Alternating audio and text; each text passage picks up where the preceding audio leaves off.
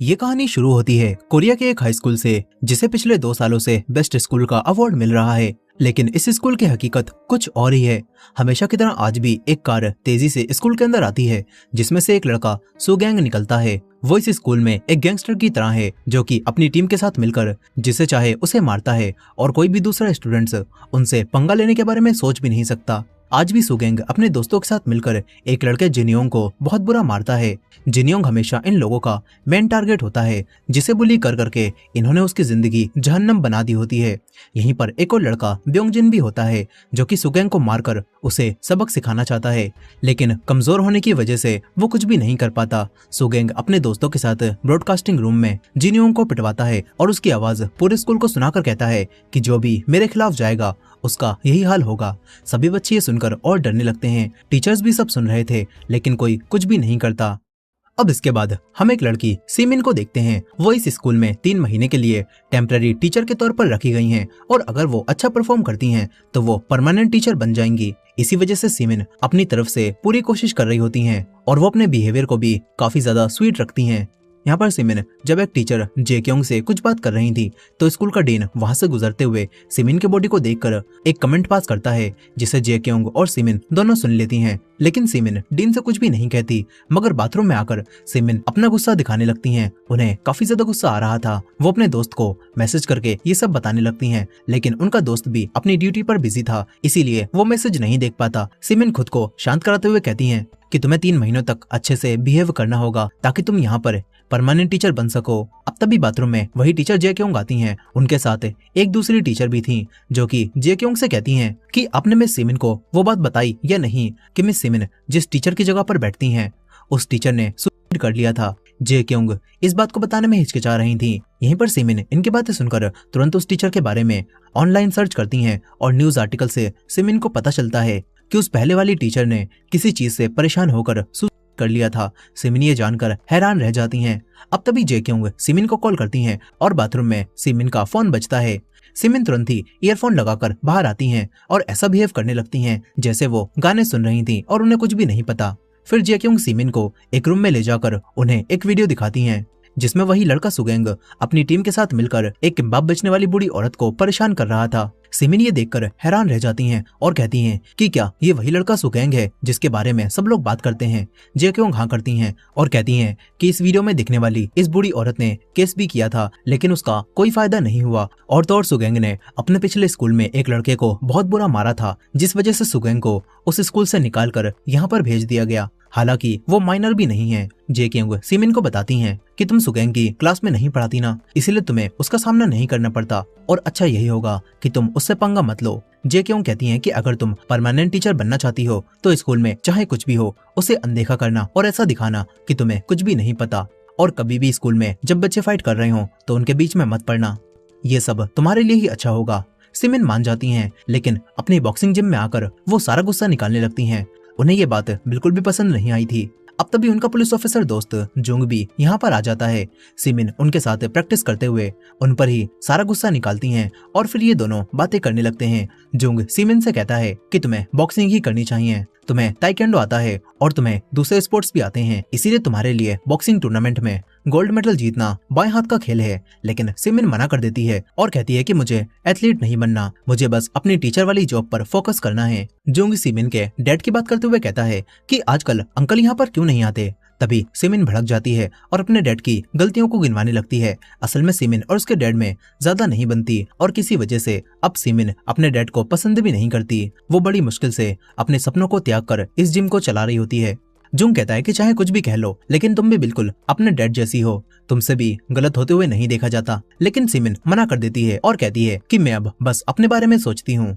फिर जाते हुए सिमिन को यहाँ पर कई सारे मास्क दिखते हैं। सिमिन एक कैट वाले मास्क को पहनकर देखती है, जो कि उसे काफी पसंद आता है। अब घर जाते हुए सिमिन उन्हीं बूढ़ी लेडी को देखती है, जिन्हें वीडियो में सुगैंग परेशान कर रहा था। वो एक शॉप के बाहर बैठकर अपने किम्बाब बेच रही थी, लेकिन उस शॉप की ओनर उन्हें वहां से भगा देती है। सिमिन को ये सब देखकर उन बूढ़ी लेडी के लिए काफी बुरा लगता है, इसलिए सिमिन उनके पास जाकर उनसे प्यार से बात करते हुए किम्बाब खरीदती है। दूर से वही लड़का जिनियोंग ये सब देख रहा था। यहीं पर सिमिन घर आकर अपनी टीचर वाली जॉब पर फोकस करने के बारे में सोचती है। हालांकि उसे वो बात याद आ रही थी जब वो बॉक्सिंग मैच में हारी थी। अब अगले दिन सिमिन फिर से स्कूल जाती है। वो हमेशा की तरह अच्छे से बिहेव करते हुए सभी से बात करती है और बच्चों को पढ़ाती है, और बच्चों को स्मोकिंग करते हुए देखकर भी सिमिन उन्हें अनदेखा कर देती है। लेकिन फिर जब वो कहीं जा रही थी तो उसे अपनी क्लास का लड़का जिन योंग दिखता है, जिसे वही लड़का सुगेंग परेशान कर रहा था। सिमिन को जेकेयोंग की बात याद आती है कि बच्चों की लड़ाइयों में कभी भी मत पड़ना, इसलिए सिमिन छुप जाती है। यहीं पर सुगेंग जिनयोंग का मुंह ढक देता है और उसे एक लात मारकर नीचे गिराता है। इन लोगों ने सीसीटीवी को भी ढक दिया था, जिस वजह से ये सब रिकॉर्ड नहीं हो पाता। लेकिन सिमिन को ये सब देखकर काफी गुस्सा आ जाता है। वो जिनयोंग को बचाने जैसे ही आगे बढ़ती हैं तो उन्हें वही लड़का ब्योंगजिन मिलता है, जो कि छुपकर सब देख रहा था। वो सिमिन को बीच में पड़ने से मना कर देता है और कहता है कि अगर आप बीच में पड़ी तो आपके लिए मुश्किल खड़ी हो जाएगी। ब्योंगजिन बताता है कि बहुत कम लोगों को ये बात पता है कि सुगेंग की फैमिली के कनेक्शन हमारे स्कूल के ट्रस्टी, लॉयर्स, पुलिस ऑफिसर्स और हर जगह हैं। इसीलिए अगर आप बीच में पड़ी तो सुगेंग आपको स्कूल से निकलवा सकता है। सिमिन ये बात जानकर चौंकती हैं। यहीं पर सुगेंग इस बार जिनयोंग के चेहरे पर किक मारने वाला था और ये देखकर सिमिन को काफी गुस्सा आता है। इसीलिए जैसे ही सुगेंग जिनयोंग के किक मारने वाला होता है तो सिमिन फोन पर बात करते हुए बीच में आ जाती हैं और उल्टा सुगेंग को ही मारकर गिरा देती हैं। फिर सिमिन ऐसी एक्टिंग करने लगती हैं कि ये सब कुछ अनजाने में हुआ हो, कि तुम बच्चे यहाँ पर हॉलवे में क्या कर रहे हो।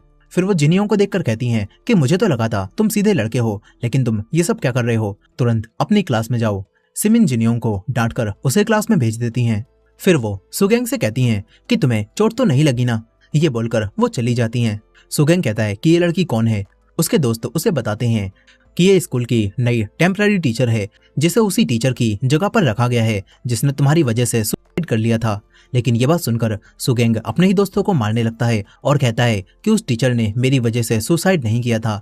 इसके बाद रात में हम फिर से ब्योंगजिन को देखते हैं, जो कि एक रेस्टोरेंट में काम करता है। वो यहाँ पर काम करने वाले एक आदमी से फाइटिंग भी सीख रहा होता है, ताकि एक दिन वो सुगेंग को मारकर उसे सबक सिखा सके। असल में ये आदमी सिमिन के डैड होते हैं, जो कि पहले लोगों को बॉक्सिंग की ट्रेनिंग दिया करते थे, लेकिन अब वो सब छोड़कर एक रेस्टोरेंट चलाते हैं। और ब्योंगजिन को ये बात भी नहीं पता कि जिस आदमी से वो ट्रेनिंग ले रहा है वो सिमिन के डैड हैं। अब इसके बाद अगले दिन स्कूल में सिमिन जिनयोंग को देखती हैं। जिनयोंग काफी दुखी था। सिमिन उसे एक रूम में ले जाकर उससे बात करती हैं और कहती हैं कि मैं तुम्हारे लिए स्टूडेंट डिपार्टमेंट में बात करूं क्या।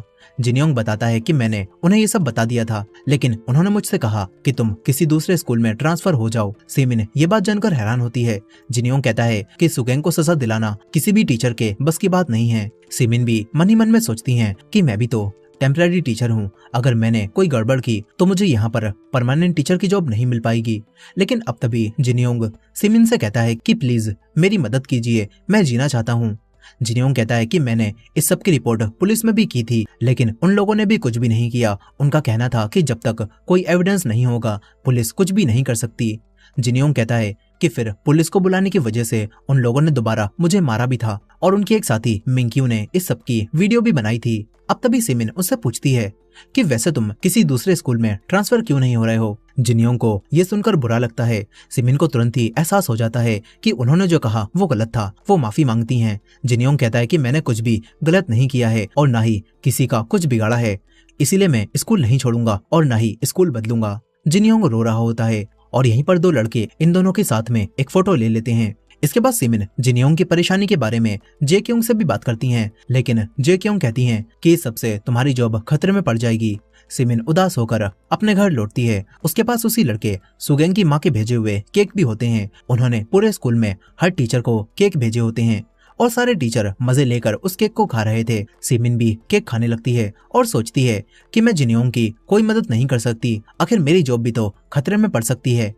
लेकिन तभी उसे वही पल याद आता है जब वो बॉक्सिंग टूर्नामेंट में किसी वजह से हार गई थी और तभी उसके डैड ने उसे बहुत डांटा था और कहा था कि आज के बाद तुम मेरी बेटी नहीं हो। सिमिन उसी पल को याद करके अगले दिन सुगेंग और उसके दोस्तों के पास आती है। सिमिन सुगेंग से कहती है कि मुझे तुमसे कुछ बात करनी है। सिमिन उससे कहती है कि तुम्हें दूसरे बच्चों को परेशान नहीं करना चाहिए। तभी सुगेंग सिमिन के एक पंच मारने वाला होता है, लेकिन वो रुक जाता है और सिमिन के कान में आकर कहता है कि भाड़ में जा तू। सिमिन निराश होकर लौट आती है और तभी उसके पास एक मैसेज आता है। वो भागती हुई स्टाफ रूम में आती है जहां सभी टीचर्स को मैसेज मिल रहे थे। दरअसल किसी टीचर ने एजुकेशन डिपार्टमेंट की वायलेंस कमेटी को रिपोर्ट कर दी थी, जिसमें इस स्कूल में चल रही बुलिंग और सुगेंग के बुरे बिहेवियर के बारे में बताया गया था। और इसीलिए अब डीन गुस्से में आता है और सारे टीचर्स से कहने लगता है कि ये किसने किया। सुगेंग की माँ भी तुरंत ही अपने लॉयर के साथ यहाँ पर आ जाती हैं। सारे स्टूडेंट ये देखकर चौंक जाते हैं क्योंकि सुगंग की माँ का खुद यहाँ पर आना काफी बड़ी बात थी।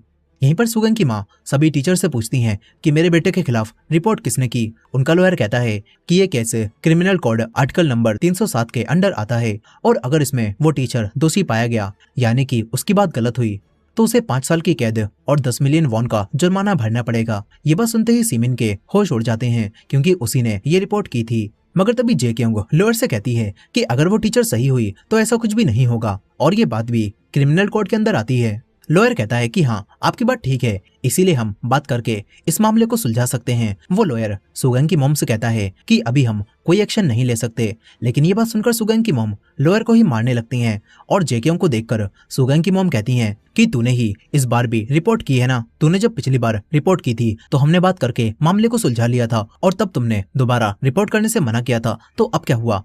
सुगंग की मॉम जेक्योंग से कहती हैं कि तुझे अपनी नौकरी प्यारी नहीं है क्या। जेक्योंग कहती हैं कि आप जैसा सोच रही हो वैसा कुछ भी नहीं है। डीन उन्हें शांत होने के लिए कहता है, लेकिन सुगंग की मॉम डीन पर ही चिल्लाती हैं और कहती हैं कि अगले साल तुझे प्रिंसिपल बनना है ना, तो जल्द से जल्द उस टीचर को ढूंढकर मेरे पास ला। अब तभी सिमिन घबराकर घुटनों पर बैठ जाती है और सुगंग की मॉम से माफी मांगने लगती है और कहती है कि मुझसे गलती हो गई। सुगंग की मॉम उसे मारती है और डीन से कहती है कि इसे स्कूल से अभी ही निकाल दो। सुगंग भी जिनियोंग को पकड़कर ये सब दिखा रहा था। अब इसके बाद सुगंग डीन और अपनी मॉम से अकेले में बात करता है और डीन से कहता है कि उस टीचर सिमिन को स्कूल से मत निकालना, क्योंकि अगर वो चली गई तो मैं उसके साथ और नहीं खेल पाऊंगा। डीन मान जाता है। यहीं पर रात में सिमिन उदास बैठी हुई थी, तभी जुंग उसके पास आता है। सिमिन उससे सुगंग के बारे में बात करती है, लेकिन जुंग बताता है कि हम कोई एक्शन नहीं ले सकते क्योंकि हमारे पास उसके खिलाफ कोई एविडेंस नहीं है, और अगर बिना एविडेंस के जिनियोंग ने केस किया तो उल्टा उस पर ही बदनामी का केस हो जाएगा। सिमिन दोबारा उदास हो जाती है। अब तभी सिमिन को उसके डैड दिखते हैं। सिमिन के डैड उससे बात करते हैं, लेकिन सिमिन उन पर ही चिल्लाकर चली जाती है। इसके बाद जब वो शॉप पर बैठकर खाना खा रही थी, तभी सुगंग अपनी पूरी टीम के साथ यहाँ पर आ जाता है। ये लोग सिमिन को परेशान करने लगते हैं। सुगंग कहता है कि तुझे मेरी वजह से ही स्कूल से नहीं निकाला गया, इसीलिए अब से तुझे मेरी बात माननी होगी। सुगंग सिमिन को पकड़ लेता है और उसकी साथी मिंग्क्यू इस सब की वीडियो बनाती है। इसके बाद सुगंग सिमिन को धमकाकर यहाँ से चला जाता है। सिमिन को गुस्सा तो बहुत आता है, लेकिन जेक्योंग ने उससे कहा था कि अगर हमने कुछ किया तो उल्टा हम लोग ही फंस जाएंगे, हम कुछ भी नहीं कर सकते। सिमिन उदास होकर जाने लगती है। तभी एक आदमी उससे टकरा जाता है। सिमिन उससे माफी मांग लेती है, लेकिन वो आदमी कुछ ज्यादा ही गुस्सा दिखाने लगता है। वो सिमिन को मारता है और कहता है कि तेरी हिम्मत कैसे हुई मुझे धक्का मारने की, देखकर नहीं चलती क्या। सिमिन मन ही मन में सोच रही थी कि क्या मैंने इतनी बड़ी गलती कर दी, क्या किसी को बचाने की कोशिश करना बहुत बुरा है। सिमिन को सुगंग पर काफी गुस्सा आ रहा था और क्योंकि ये आदमी सिमिन को मार भी रहा था, इसीलिए अब सिमिन और बर्दाश्त नहीं करती। वो इस आदमी को एक जोरदार किक मारती है और फैसला कर लेती है कि अब वो जुल्म को और नहीं होने देगी। सिमिन तुरंत भागती हुई जिम जाने लगती है। इधर दूसरी तरफ सुगंग अपनी टीम के साथ बास्केटबॉल खेल रहा था, तभी दूसरी टीम के लड़के से वो टकरा जाता है, जिसके बाद इनके बीच में फाइट शुरू हो जाती है। वही लड़का ब्योंगजिन ऑर्डर लेकर आया था, लेकिन फाइट देखकर वो तुरंत निकल लेता है और सिमिन भी छुपकर ये फाइट देख रही थी। वो सुगंग को सबक सिखाने के लिए वही केट वाला मास्क पहनकर अपना रूप बदल लेती है और फाइट के बीच में कूदकर सुगंग को मारने लगती है। सुगंग और सिमिन के बीच में एक काफी तगड़ी फाइट शुरू हो जाती है, जिसमें सिमिन अपनी फाइटिंग स्किल्स का इस्तेमाल करते हुए सुगंग को काफी बुरा मार रही थी। सुगंग भी फाइट में काफी अच्छा था और वो सिमिन को मार रहा था।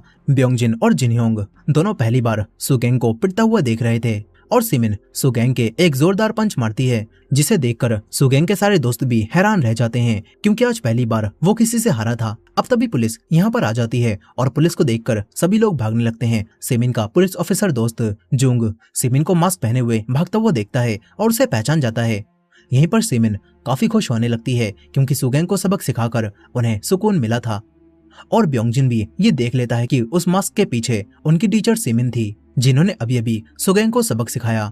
अब इसके बाद अगले दिन जब सिमिन स्कूल पहुंचती है तो पूरे स्कूल में ये बात फैल चुकी थी कि कैट मास्क वाले एक आदमी ने सुगंग को बहुत बुरा मारा है, और ये बात जानकर टीचर से लेकर स्टूडेंट तक सभी लोग खुश थे और सोच रहे थे कि सुगंग के साथ तो ऐसा ही होना चाहिए।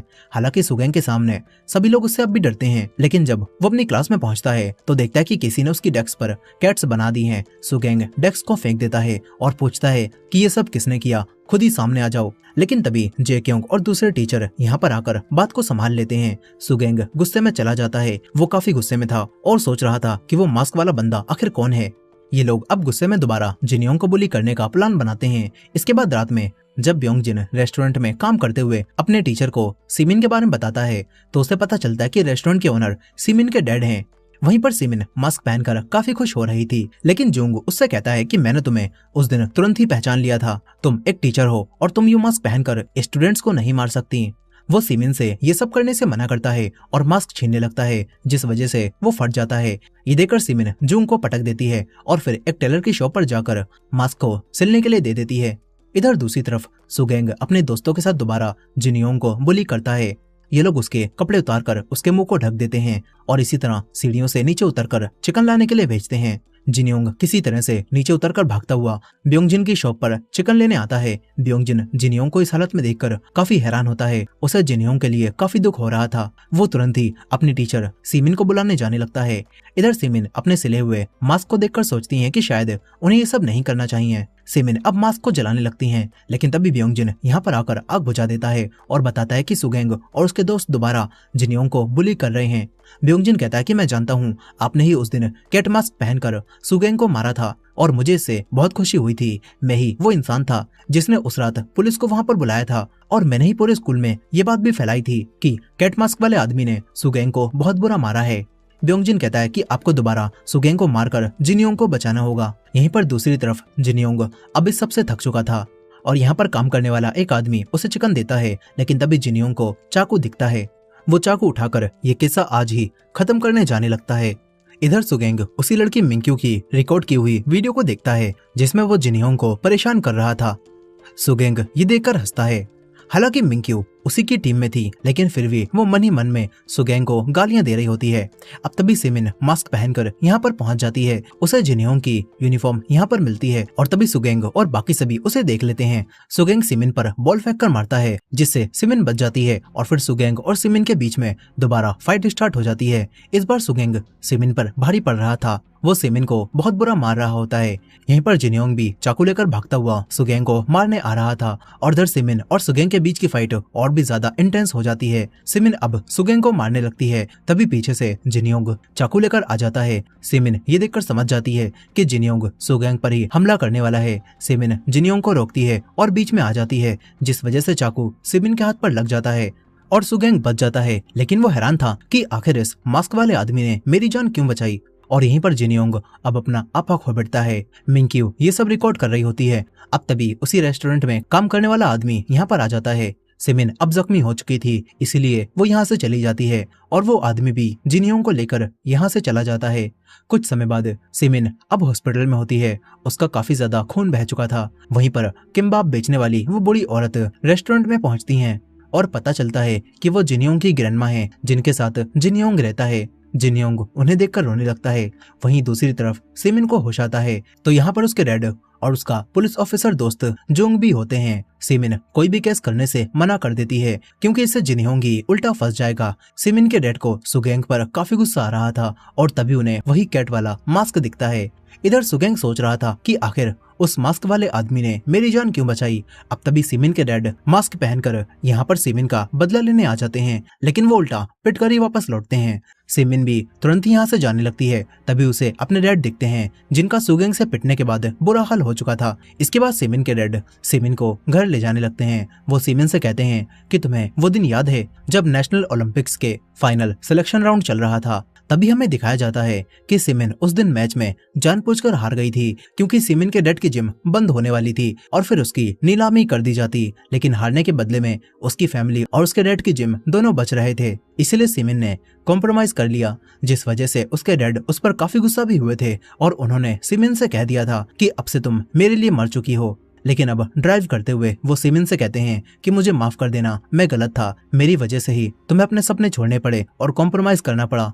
ये बोलकर वो रोने लगते हैं। सिमिन भी रोने लगती है और फिर वो अपने डैड से ये सब बातें करने से मना करती है। अब इसके बाद अगले दिन स्कूल में सुगेंग और उसके दोस्त पूरे स्कूल में सभी बच्चों के हाथ देखने लगते हैं क्योंकि जो इंसान वो मास्क वाला हीरो होगा उसके हाथ पर चाकू का निशान होगा। और ये लोग अब दोबारा सबको परेशान करते हुए उनके हाथ चेक करते हैं और सुगेंग सबको धमकाता है और कहता है कि अगर वो मास्क वाला इंसान खुद सामने नहीं आया तो मैं सबको एक एक करके मारूंगा।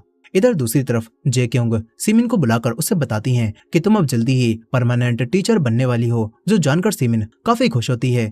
लेकिन वहीं दूसरी तरफ सुगेंग के दोस्त उसे बताते हैं कि हमने सभी स्टूडेंट्स के हाथ चेक कर लिए, लेकिन किसी के भी हाथ पर वो निशान नहीं है। और ये बात जानकर सुगेंग को और भी गुस्सा आता है, लेकिन तभी उसे सिमिन दिखती है जो कि कहीं पर जा रही थी, और जैसे ही कुछ बच्चे उनसे टकराने वाले होते हैं तो सिमिन बड़ी आसानी से उनसे बच जाती है, बिल्कुल उसी तरह जैसे वो सुगेंग के पंचिस से बची थी।